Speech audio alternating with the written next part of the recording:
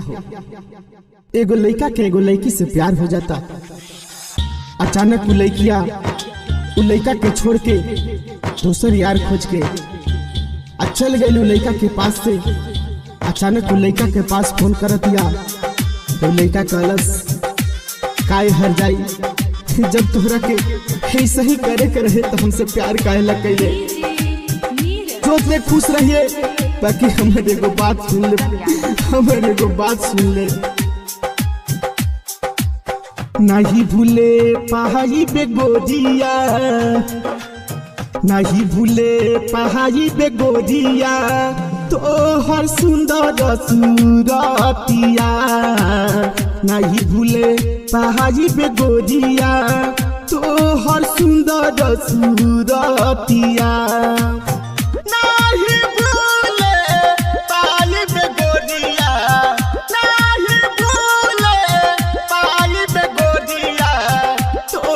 सुंदर सूरतिया याद आई मीठी मीठी बतिया, याद आई मीठी मीठी बतिया, हम के दिन रतिया। नहीं भूले पहाड़ी पे गोदिया, तो हर सुंदर सूरतिया।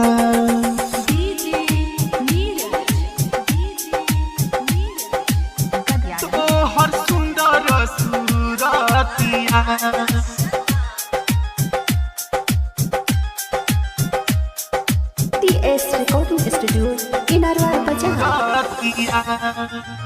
बढ़िया दियाई बीची कब तोहर मुहावा, कबहू नहीं बिसराई हे दुनिया, कबहू नहीं बिसराई।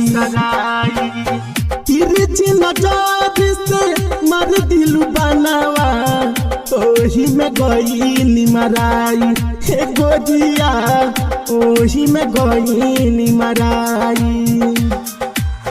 कौन कमी हमारा में पवालू, काहे हेराइल तोहार मोतिया। कौन कमी हमारा में पवालू, काहे हेराइल तोहार मोतिया हो। नहीं भूले पहाड़ी पे गोदिया, तो हर सुंदर सूरतिया। नहीं भूले पहाड़ी पे गोदिया, तो हर सुंदर सूरतिया।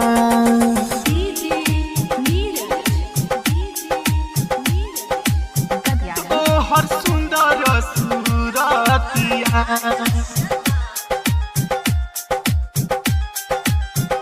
TS Music Inarwa Bazaar। कोई के पागल हमके चल गइल भागल, रात भर रहतानी जागल रे पगली, रात भर रहतानी जागल। चैन करार नहीं मिलत कतही, ऐसन रोग बलागल ए लभली, ऐसन रोग बलागल। कहे संतोष रच के बनवाले भगवान मोहनी मूरतिया हो।